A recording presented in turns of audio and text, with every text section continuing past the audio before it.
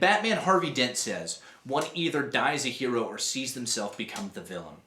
Joseph Campbell says, the hero of yesterday becomes the tyrant of tomorrow unless he crucifies himself today.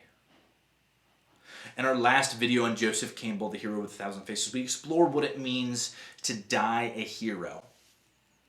To let ourselves become a symbol and to die for something that means more than ourselves. So let's engage with the last idea here on Circles Theory. What it's gotta be this time. The sun starts to set and emotion rise. The world of the hero is a complicated one. They are brought into their quest because of the problems of the forest around them, the challenges of tyrants and monsters, of oppression and of immense challenge. But they are one that are able to engage with their primordial self and transcend that. As we have discussed throughout this series, the hero is somebody that has gone out and fought the monsters within themselves and within their society to be able to engage with a new idea and bring that back to the society. They're someone who's able to die and be reborn. Somebody that is able to transcend themselves and become a symbol. But what does it mean if they are unwilling to do so?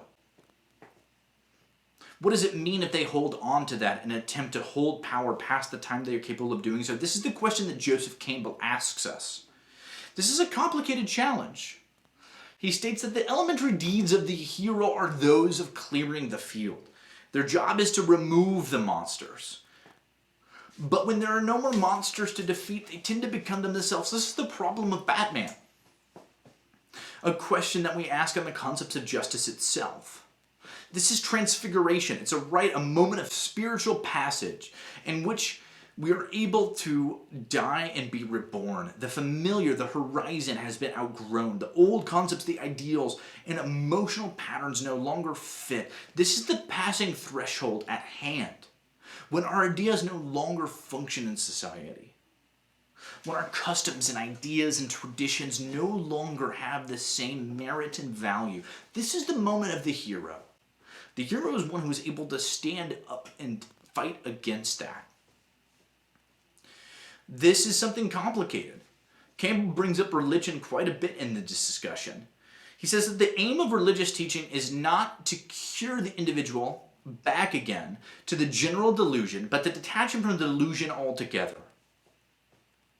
It is to give the individual strength to overcome. In the later stages of many mythologies, the key images hide in a needle haystack in images, and they're hidden like secondary anecdotes of rationalization. For when a civilization has passed from a mythological to a secular point of view, the older images are no longer felt or quite approved. We give up on the aspects of ourselves that made sense, of the values we learned from the hero. They must transcend past that. This is the key to understanding mythology, because mythology connects us. It understands that there are two kingdoms, and that they are actually in fact one. The realm of God is the forgotten dimension that we all know. And the exploration of this dimension, either willing or unwilling, is the whole sense of the hero deed. They are ones who re-engage with that and are able to reconnect with the ideas that have the most merit and value in our system. This is something that yet again St. Thomas Aquinas mentions as he talks about the name of being wise is reserved to him alone, whose considerations about the end of the universe, which end is also the beginning of the universe. The basic principle of all mythology is this of the beginning and the end. We must understand that new life requires death.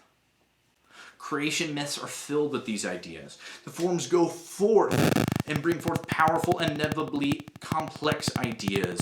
They return and they teach. They become symbolic. But it is in the sense that the hero, the saint, the artist is an individual that shatters these forms. They bubble forth from mythology. They emanate untragically. Meanwhile, it isn't the shapes, but it is in the dreamer. It is in you, the individual, that these forms and symbols exist. Campbell quotes a story of a young man speaking to his mother where he says, "Do not grieve. No one can live and not die. To imagine oneself as possessing anything is to be mistaken. Nobody is father, mother, or son. There is only the continuous round of birth and death." This is where we return to the idea that the hero of yesterday becomes the tyrant of tomorrow unless he crucifies himself today. The hero who in his life represented the dual perspective after death is still synthesizing this image.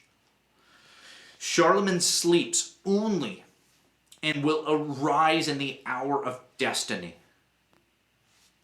He is among us in one form or another. This is the meaning of art, myth, and symbolism. This is the psychological. To become a symbol is to integrate and enter the realm of the dream, so that maybe be awoken again when we are most needed. I hope you enjoyed this series on Joseph Campbell. Thanks for watching Circles Theory. Thanks for watching this week's video on Joseph Campbell. If you enjoyed, please hit the like button, subscribe for future content, and if you learned something today, please let us know in the comments. We'd love to discuss it with you. We'll catch you next time at Circles Theory.